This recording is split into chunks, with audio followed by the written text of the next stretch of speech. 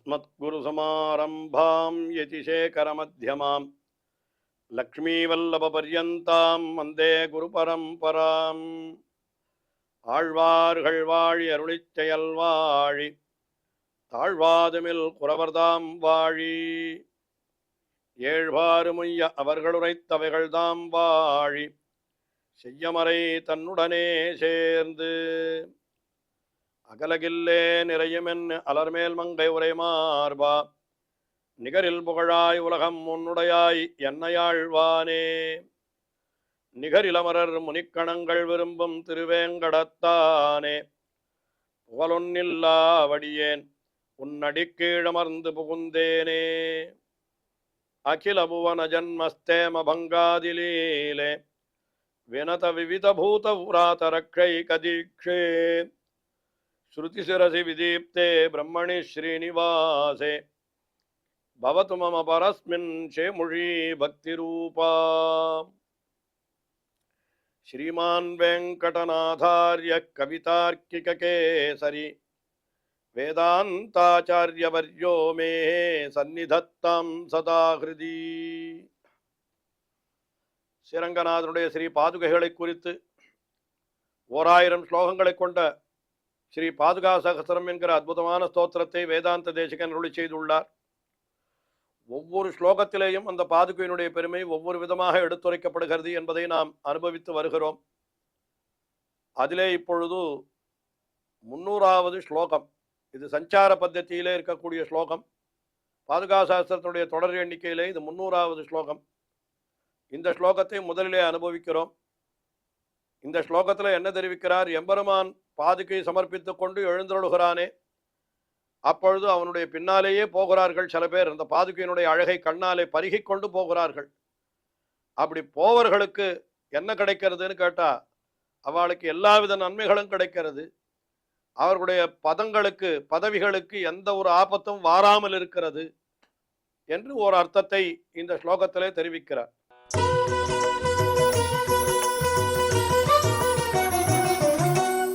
निर्विष्टनाग शयनेन परेण पुंसा न्यस्यते पदे त्वयि पदावनि लोकहेतोः स्वर्गौकसां त्वदनुदावन तत्पराणां सद्यः पदानि विपदाम् अपदं भवन्ति. எம்பெருமான் ஆதிசேஷனிலே சயனித்திருக்கிறான். இரவிலே காலையில், அதாவது விடியற் காலையிலே எழுந்திருக்கிற பொழுது என்ன பண்ணுகிறான்? நிர்விஷ்ட நாகசயனேனா, அந்த படுத்து கொண்டிருக்கிற அந்த நாகசயனம், ஆதிசேஷனாகிற படுக்கை, அதிலிருந்து எழுந்திருக்கிறான். பரேண பும்சா, எழுந்தவுடனே என்ன பண்ணுகிறான்? நெஸ்யதே பதே த்வயி, த்வயி பதே நெஸ்யதே, தன்னுடைய திருவடிகளை, 2 திருவடிகளை என்ன பண்ணுகிறான்? த்வயி நெஸ்யதே, உன்னிடத்திலே அந்த திருவடிகளை வைக்கிறான். அது பாதுகையை சமர்ப்பித்துக் கொள்ளுகிறான். எழுந்தவுடனே அவன் என்ன பண்ணுகிறான்னு கேட்டா, லோகஹேதோஹோ, உலகத்தினுடைய நன்மைக்காக அவன் அங்கிருந்து பாதுகையை, அதாவது அந்த பாதுகைகளிலே தன்னுடைய திருவடிகளை வைத்து அவன் சஞ்சாரத்தை ஆரம்பிக்கிறான். அவன் அப்படி வைத்த உடனே என்ன பண்ணுகிறார்களாம்? சொர்க்கௌகசாம், சொர்க்கத்திலே இருப்பவர்களான தேவர்கள் இருக்கிறார்களே, அவர்களெல்லாம் என்ன செய்கிறார்கள்? துவத் அனுதாவன தத்பராணாம், உன்னை பின்தொடர்கிறார்கள். எம்பெருமான் எங்கே எழுந்தருளுகிறானோ அங்கெல்லாம் அந்த தேவர்களும் பின்னாலேயே போகிறார்கள். துவத் அனுதாவன தத்பராணாம், அப்படி பின்னாலேயே போனார்களானால் அவர்களுக்கு என்ன நன்மை விளைகிறது? எம்பெருமானுடைய பாதுகையினுடைய அழகை கண்ணாலே பருகி கொண்டு, எம்பெருமானுடைய நடையையும் அனுபவித்துக் கொண்டு அந்த எம்பெருமான் பின்னாலேயே இவர்கள் போகிறார்கள். அதிலிருந்து என்ன கிடைக்கிறது? என்னால் சத்யா பதானி விபதாம் அபதம் பவந்தி, சத்யா உடனே அவர்களுக்கு அந்த பதானி விபதாம், அதாவது அவர்கள் இருக்கக்கூடிய ஸ்தானத்திற்கு ஒரு ஆபத்து வருமோ இல்லையோ. ஒருத்தர் ஒரு இந்திர பட்டத்தில் இருக்கிறார், பிரம்ம பட்டத்தில் இருக்கிறார், இன்னொருத்தர் ருத்ர பட்டத்தில் இருக்கிறார். என்னால் அந்த பட்டத்திற்கு யாராவது ஏதாவது கெடுதல் விளைக்கணும், யாராவது ஒரு பதத்தில் இருந்தான்னா, ஒரு பதவியில இருந்தானால் அந்த பதவியில அவனுக்கு ஒரு கெடுதல் விளைக்கணும், எல்லாரும் வேலை செய்கிறார்கள். அதுபோல இவனுக்கு யாராவது செய்தாலும் கூட அது என்ன ஆகிறது? அபதம் பவந்தி, அந்த கெடுதல்கள் எல்லாம் தொலைந்து விடுகிறது. அவரவர்கள் இந்த எம்பெருமானுடைய புறப்பாட்டிலே அனுயாத்திரை என்று வைத்திருக்கிறார்கள். நமக்கு கூட எம்பெருமான் புறப்பாடு எழுந்துள்ளுகிற பொழுது எம்பெருமான் சாதாரணமாக பல ஊர்களிலே நீங்கள் சென்றால் முக்கியமாக ஸ்ரீரங்கம் முதலான திவிதேசங்களிலே சேவிக்கலாம். எம்பெருமான் புறப்பாட்டுக்கு எழுந்துள்ளினானால் பின்னாலேயே நிறைய பேர் கூடவே செல்லுவார்கள். அனுயாத்திரை என்று பெயர் அதற்கு. எம்பெருமான் எழுந்துள்ள பொழுது கூட முடிந்தால் நாம் என்ன பண்ணலாம், முன்னாலே எம்பெருமானுக்கு முன்னாலே திவ்ய பிரபந்தங்கள் ஓத பெறுகின்றன. நமக்கு திவ்ய பிரபந்தம் தெரிஞ்சால் அந்த கோஷ்டியில் போகலாம். எம்பெருமானுக்கு பின்னாலே வேதங்கள் ஓத பெறுகின்றன. வேதம் தெரிஞ்சால் அந்த கோஷ்டியில் போகலாம். எதுவுமே தெரியவில்லை என்றாலும் கூட புறப்பாட்டில் கூடவே செல்வது என்று ஒரு காரியம் உண்டு. அனுயாத்திரை என்று சொல்லுவார்கள். பல விதேசங்களிலே உண்டு அந்த மாதிரி. அந்த ஊரில் இருப்பவர்கள் எல்லாம் அந்த காலத்திலே நடந்த நிகழ்ச்சி என்று வேண்டுமானால் இப்பொழுது வைத்துக் கொள்ளலாம். அப்படி போறதுடைய பிரயோஜனம் என்னன்னு கேட்டா, அவர்களுடைய பாபங்கள் எல்லாம் விலகுகிறது, அவர்களுக்கு எல்லா நன்மைகளும் உண்டாகிறது. அதைத்தான் சொல்றார் இந்த இடத்துல. சத்யா விபதாம் அபதம் பவந்தி, ஆபத்துக்களுக்கு இடமில்லாதவர்களாக அவர்கள் ஆகிவிடுகிறார்கள். எம்பெருமானுடைய புறப்பாட்டிலே அவன் பாதுகையை சமர்ப்பித்துக் கொண்டு எழுந்துள்ள பொழுது இது யார் பின்தொடர்கிறார்களோ அவர்களுக்கு எல்லா விதமான ஆபத்துக்களும் அவர்களுக்கு நீங்கி விடுகின்றன என்று அது ஒரு அர்த்தம் சொல்லுகிறார். அடுத்தபடியாக 301வது ஸ்லோகம். இந்த 301வது ஸ்லோகத்தில் என்ன தெரிவிக்கிறார்? எம்பெருமான் என்ன பண்ணுகிறான், அதாவது வருஷா காலம் மழை காலத்திலே எம்பெருமான் கிரகத்திலே சயனித்திருப்பன் அவனுடைய இடத்திலே. அப்படி சயனித்திருக்கிற பொழுது வடிவினையில்லா மலர்மகள் மற்ற நிலமகள் பிடிக்கும் மெல்லடி என்று ஆழ்வார் அருளி செய்தபடி அந்த பெரிய பிராட்டியார் ஸ்ரீ மகாலட்சுமியினுடைய மடியிலே தன்னுடைய திருவடிகளை வைத்திருக்கிறானாம். அந்த வருஷா காலம் முடிந்து அடுத்தபடியாக சரத்ருத்து என்கிற காலம் வருகிறது. உடனே எம்பெருமான் என்ன பண்ணுகிறான், வெளியிலே செல்வதற்காக அப்படி எழுந்திருக்கிறான். எழுந்திருக்கிற பொழுதோ முதலிலே எங்கே தன்னுடைய திருவடிகளை வைக்கிறான்னு கேட்டா, இந்த பாதுகையில தான் தன்னுடைய திருவடிகளை வைக்கிறான். பெரிய பிராட்டியாருடைய மடியிலே இருந்த பாதுகை திருவடிகளை பாதுகையிலே வைக்கிறான் என்று சொன்னதிலிருந்தே அந்த பாதுகையினுடைய பெருமை எப்பேற்பட்ட பெருமை என்று இதை 301வது ஸ்லோகத்திலே தெரிவிக்கிறார்.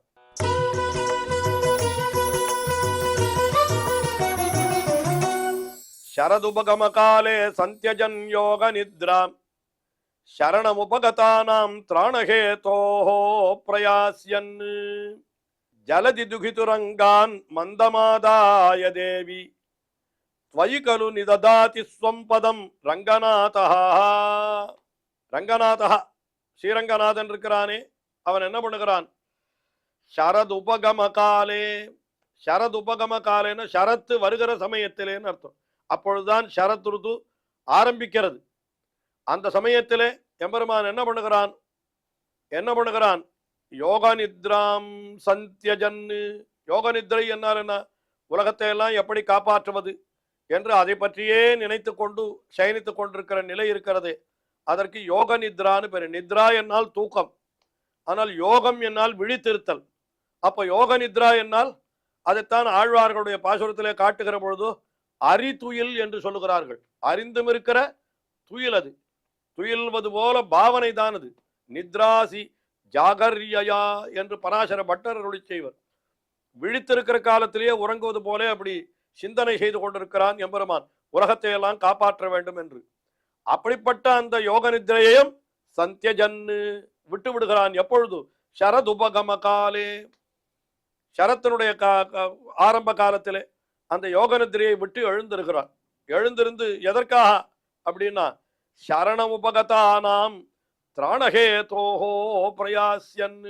சரணம் உபகதானாம், தன்னை சரணமடைந்தவர்கள் அடியவர்கள் இருக்கிறார்களே, அந்த அடியவர்களை எல்லாம் திராணஹேதோஹோ காப்பாற்ற வேண்டும் என்பதற்காக அவன் என்ன பண்ணுகிறான்னா, பிரயாஸ்யன் புறப்படுகிறான். அப்படி புறப்படுகின்ற எம்பெருமான் அவன் என்ன பண்ணுகிறான், என்ன, ஜலதி துகிதுஹு அங்காத்து மந்தம் ஆதாய தேவி. ஜலதி துகிதுஹு, ஜலதி துகிது என்ன, கடலரசனுடைய பெண்ணான பெரிய பிராட்டியார், அதாவது கடலை கடைந்த பொழுது அதிலிருந்து தானே பிராட்டி அவதரித்தாள். அதனால அந்த பிராட்டியை கடலரசனுடைய பெண் என்று சொல்லுவது உண்டு. அதில் ஒரு அவதாரத்திலே என்று கொள்ள வேண்டும்.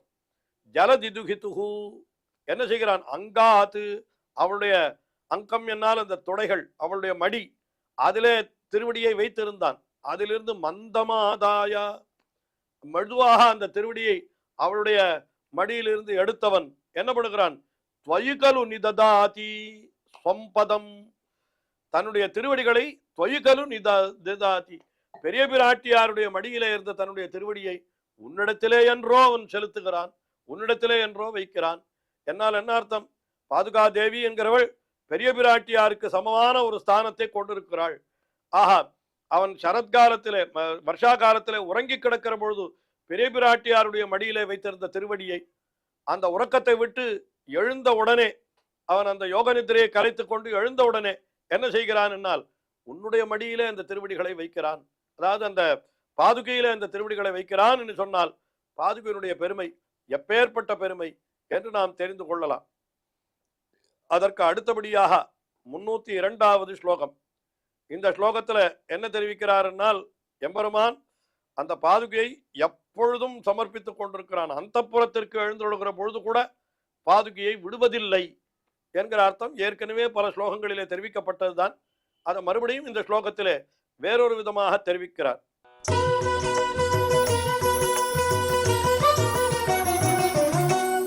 ஸ்பிருஷசி பதசரோஜம் பாதுகே நிர்விகாதம் பிரவிஷசி ச சமஸ்தாம் தேவி சுத்தாந்த கக்ஷ்யாம் அபரமபி முராரேஹே பூர்வம் ஆபீர கன்யாசு அபிசரண விதீனாம் அக்ரிமா சாக்கிணித்வம். அதாவது அந்த பாதுகையானது எப்படி இருக்கிறது? ஸ்பிருஷசி பதசரோஜம் பாதுகே, ஹே பாதுகே, எம்பெருமானுடைய திருவடிகளை நீ தொட்டுக்கொண்டு கிடக்கிறாய். எப்பொழுதும் திருவடியை விட்டு அந்த பாதுகை பிரியறதே இல்லை. நிர்விகாதம், நிர்விகாதம் என்னால் என்ன அர்த்தம்? நடுவில் எந்த விதமான தடங்களும் இல்லாமல், இடைவெளியே இல்லாமல் எப்பொழுதும் அந்த பாதுகையோடு எம்பெருமான் எழுந்தொழி இருக்கிறான். அது எழுந்தொழி இருக்கிறது என்ன ஆச்சரியம் தெரியுமா? பிரவிசசிச்ச சமஸ்தாம் சுத்தாந்த கக்ஷ்யாம். சுத்தாந்த கக்ஷ்யா என்னால்னா அந்தப்புறத்தினுடைய அறைகள், தானும் பிராட்டியும் மட்டும் இருக்கக்கூடிய ஏகாந்தமான அறைகள். அந்த அறைகளுக்கு செல்லுகிற பொழுது கூட அந்த அறைகளில் எம்பெருமான தவிர வேறு யாரும் நுழையவே முடியாது. வேலைக்காரர்களை கூட அந்த அறைகளுக்குள்ளே அந்த புறத்துக்குள்ளே நுழைய விட மாட்டார்களாம். ஆனால் அதுல பாதுகை நுழைகிறது. பிரவிசச்ச சமஸ்தாம் சுத்தாந்த கக்ஷ்யாம், அந்த அந்த புறத்துக்கு உள்ளேயும் நீ நுழைகிறாய் அல்லவா, நீ செல்லுகிறாய். என்னால் எவ்வளவு பெருமை உனக்கு. அதுக்கு மேல அபரமபி இன்னொரு விஷயம் சொல்கிறார். மேலும் இன்னொரு விஷயம் என்ன சொல்றார்? முராரேஹே பூர்வம் ஆபீர கன்யாசு அபிசரண விதீனாம். அதாவது இதற்கு முன்னாலே மேலும் என்ன ஆகிறது? கிருஷ்ணாவதார காலத்திலே ஆபீர கன்யாசு இடைப்பெண்களிடத்திலே இவன் என்ன பண்ணுகிறான்? அபிசரண விதீனாம், அவர்களோடு நன்றாக போதை போக்க வேண்டும் என்று அந்த இடைப்பெண்களுடைய கிரகத்திற்கெல்லாம் செல்லுகிறான் கண்ணபிரான் என்று சொல்லப்பட்டிருக்கிறது. அப்படி போன பொழுதும் கூட, அப்படி அவன் போனான் என்பதற்கு யார் முதல் சாட்சின்னு கேட்டா அக்ரிமா சாட்சிணித்வம். அவன் எந்தெந்த பெண்களுடைய இல்லத்திற்கெல்லாம் சென்றான், யாரோடெல்லாம் கூடியிருந்தான் என்பதை தெரிவிப்பதற்கு ஒரே சாட்சி யாருன்னு கேட்டா அக்ரிமா. அக்ரிமான பிரதானமான முதன்மையான சாட்சி யாருன்னு கேட்டா நீதான். அதாவது அப்பொழுதும் கூட பாதுகையை சமர்ப்பித்துக் கொண்டு எழுந்தொழுகிறான் அவன். பாதுகை இல்லாமல் எங்குமே எழுந்தொழுவதில்லை. அந்த புறத்திலே போனாலும் பாதுகை, இன்னும் இடைப்பெண்களுடைய இல்லத்திற்கெல்லாம் சென்றாலும் கூட பாதுகை என்று அந்த பாதுகையானது எம்பெருமானை ஒரு பொழுதும் பிரிவதில்லை என்கிற அந்த அர்த்தத்தை இந்த ஸ்லோகத்திலே மிக அற்புதமாக தெரிவித்தார். இன்னும் தொடர்ந்து நாம் அனுபவிக்க போகிறோம். ஸ்ரீயக்காந்தாய கல்யாண நிதயே நிதயேர்த்தினாம் ஸ்ரீவேங்கட நிவாசாய ஸ்ரீனிவாசாய மங்களம். ஸ்ரீமத் சுந்தர ஜாமா திருமுனிமான் சவாசினே சர்வலோக நிவாசாய ஸ்ரீனிவாசாய மங்களம்.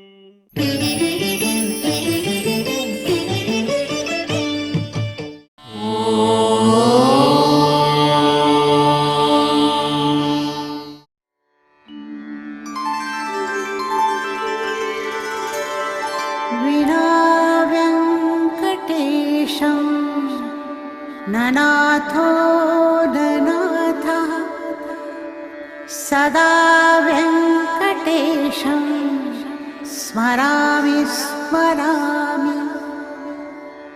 हरे वेङ्कटेश प्रसीद प्रसीद.